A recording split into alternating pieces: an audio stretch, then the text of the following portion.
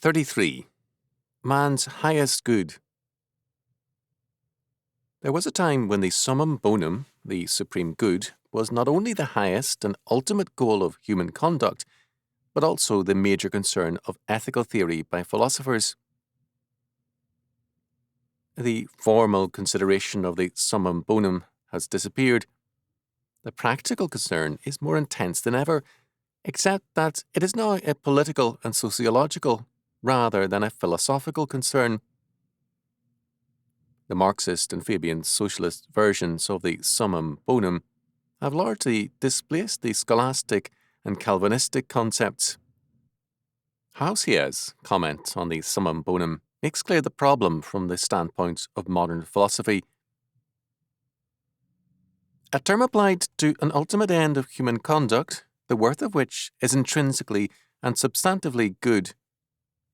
It is some end that is not subordinate to anything else: happiness, pleasure, virtue, self-realization, power, obedience to the voice of duty, to conscience, to the will of God, goodwill, perfection have been claimed as ultimate aims of human conduct in the history of ethical theory.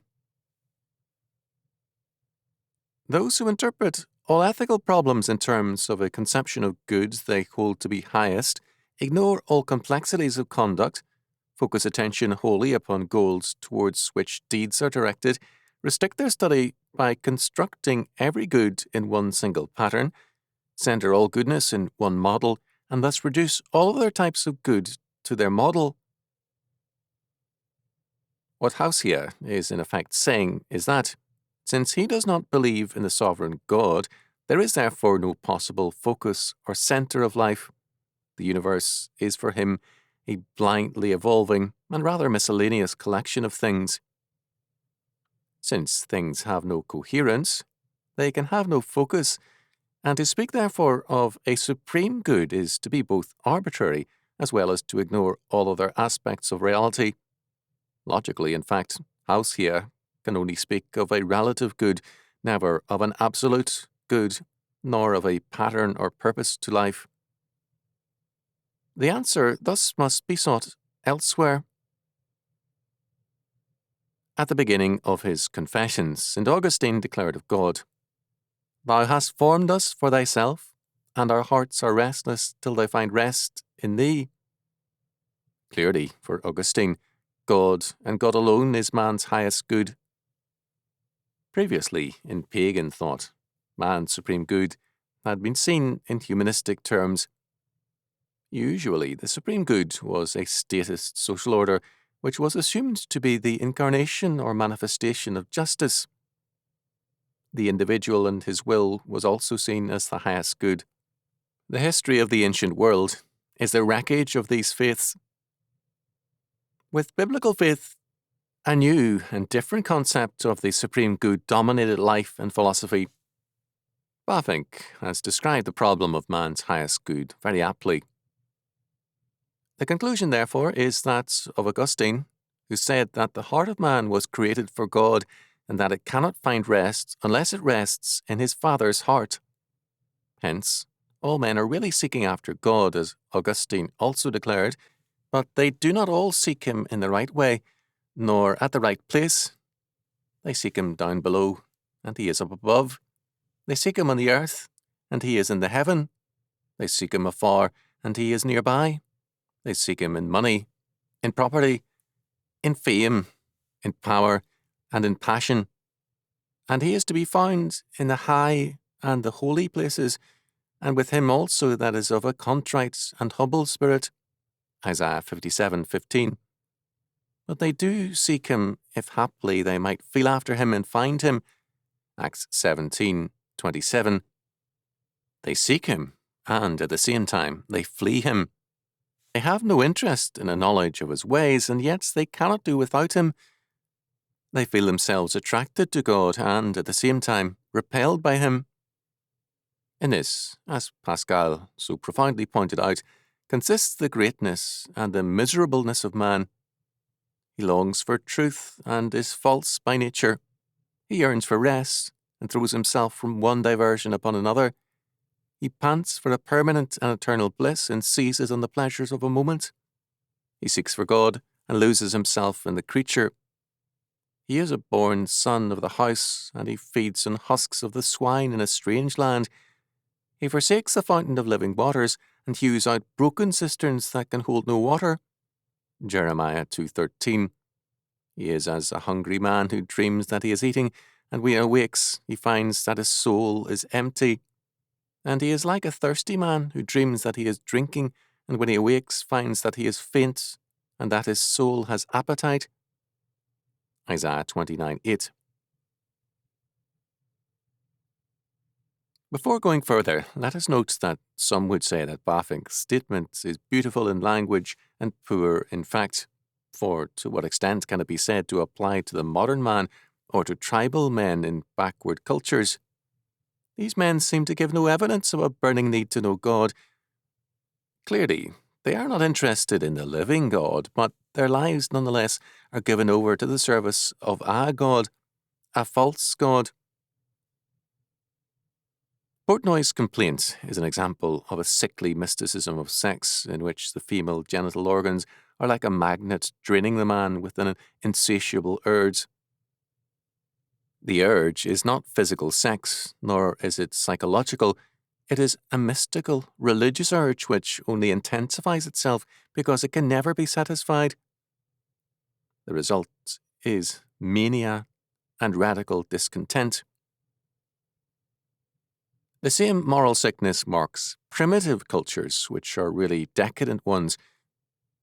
Masters have said that the North American Indians, for example, who are for some reason supposed by the ignorant to have been paragons of manliness and repositories of all stoic virtues, were notorious sexual exploiters of children, using very young children, boys or girls indifferently, for their pleasures.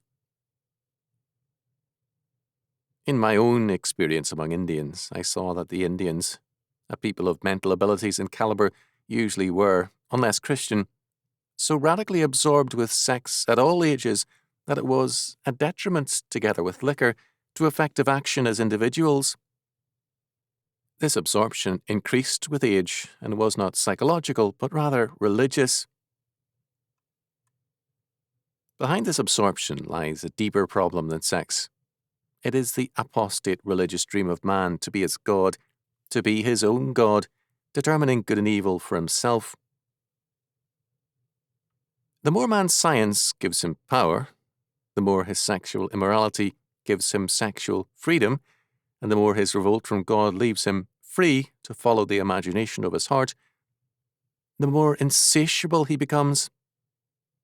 Gratification increases insatiability. William Blake, in one of the engravings in For the Sexes, The Gates of Paradise, 1793-1818, depicts a man with a ladder reaching to the moon and himself on the first step upward. The title is, I Want, I Want. The title is significant with a ladder against the moon. The wish being realized, the cry is not, I have, but I want. There is no rest in gratification. Yesterday's paradise is today's hell, because man, rejecting God, is still content with nothing less than God. The humanist, having made man his God, then plots the murder of man as a step towards a better man-God. In the broader aspects, therefore, Bavinck is right, but God, as the highest good, needs more precise definition. By defining this summum bonum as the vision of God, scholasticism paved the way for mysticism and a non-historical quest for God in private experience. The Westminster Catechism is right in declaring that man's chief end is to glorify God and to enjoy him forever. In concrete terms, what does this mean? The answer is in Scripture, but it cannot be found by trying to find an ethics of the Bible apart from the triune God of the Bible. More directly, the ethics of Jesus cannot be separated from the person of Jesus when we try to define the highest good. For then we would have an abstract and non-theistic good which finally has no way of being defined as good. Man, moreover, cannot be the judge of what is his highest good, because, as Van Til has pointed out, even in its original perfect condition, the moral consciousness of man was derivative and not the ultimate source of information as to what is good. This is all the more true of man in his fallen estate. Now, this doctrine of the total depravity of man makes it perfectly plain that the moral consciousness of man, as he is today, cannot be the source of information about what is good, or about what is the standard of the good, or about what is the true nature of the will which is to strive for the good. It would surely seem plain enough that men have to choose on this point between the Christian and the non-Christian position. It is this point particularly that makes it necessary for the Christian to maintain, without any apology and without any concession, that it is Scripture, and Scripture only, in the light of which all moral questions must be answered. Scripture as an external revelation became necessary because of the sin of man. No man living can even put the moral question as he ought to put it, or ask the moral questions as he ought to ask them, unless he does so in the light of Scripture. Man cannot of himself truly face the moral question, let alone answer it. The regenerated consciousness submits itself to the Word of God and tests all things in terms of the moral verdict of Scripture. In thus considering man's highest good, we must declare, Van Til points out, that God himself is naturally the end of all man's activity. Man's whole personality was to be a manifestation and revelation on a finite scale of the personality of God. Moreover, when we use the common expression that the world, and man especially, was created to glorify God, it is necessary to make a distinction between the religious and the ethical meaning of these words. In a most general way, we may say that God is man's summum bonum. Man must seek God's glory in every act that he does. Yet there is a difference of emphasis between seeking the glory of God religiously and seeking it ethically. To seek the glory of God ethically is to seek it indirectly. This distinction, however, needs explanation and qualification. In explanation, we want to make clear that we do not mean the distinction to be taken strictly and absolutely. There is a sense in which all of man's activities glorify God indirectly only. Man's activities fall in the temporal sphere. God alone is eternal. This means that, strictly speaking, God's glory cannot be increased. No temporal being can add anything to the eternal being. In this sense, then, all activity of man can only indirectly glorify God. The glorification of God on the part of man must always take place in the temporal sphere, and it is this fact that should be kept in mind when the distinction is frequently made that religion is directed toward God, while ethics is directed toward man. This is only relatively true. In one sense, all of man's activity is directed toward God. Man's ethics is not only founded upon a religious fact, but is itself religious. Though we do not mean it in the way that modernism means it, it is true that in seeking the welfare of our fellow men, we seek the glory of God. For this reason, too, we cannot make an absolute distinction between the religious attitude and the moral attitude on the part of man. It is sometimes said that in the case of religion we have adoration of God, while in the case of ethics we have obedience to God. This is only relatively true. We need obedience in our adoration, and if we are truly obedient, we adore God.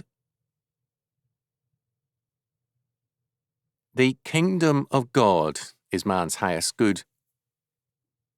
By the term kingdom of God, we mean the realized program of God for man. This means that man should realize himself as God's vicegerent in history. To do this, man must become spontaneous in his reaction to God's purpose and self-determined in his obedience to God's determination or plan in man. This program of God, which is man's highest good, includes not only the saving of individual souls, but also the subjection of all things to Christ and his absolute and comprehensive ethical standard of perfection, while realizing that this perfection is only attained with his second coming. This requirement to realize God's plan involves the redemption of men, the conquest of all institutions and all spheres of life, the destruction of evil, and at all times to live in terms of a lively hope in Christ and his triumph. Grace was given to man to re-establish him in obedience to God's law, which is the ordained way whereby man's highest good can be realized.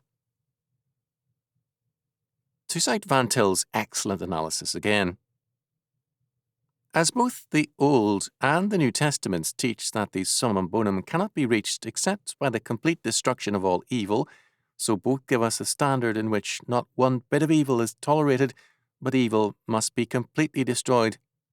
No other system of ethics ever demands the complete destruction of evil. Finally, as both teach the summum bonum cannot be fully reached till some time in the future, so both give us a standard that none can fulfill in the present, that can be and is fulfilled in the present in a substitutionary way alone, but that will be fulfilled by us in the future. No other system of ethics promises the fulfillment of their ideals in the future, as none of them come from above, so none of them look above. Augustine, as we have noted, declared in terms of Scripture, "Thou hast formed us for thyself, and our hearts are restless till they find rest in thee." When man deflects his being from its ordained purpose, and when man seeks his highest good apart from God and his word, he not only enters into a world of insatiable hunger, anxiety, and chronic discontent, but instead of destroying evil, he increases it. The philosophical quest for man's supreme good has been abandoned by humanistic philosophies and adopted by humanistic politics, science, and sociology. The result is the growing evil of the modern scientific socialist state. Its goal is life, and its end is death. By seeking its supreme good apart from God, humanism ends with no good at all, only despair and death.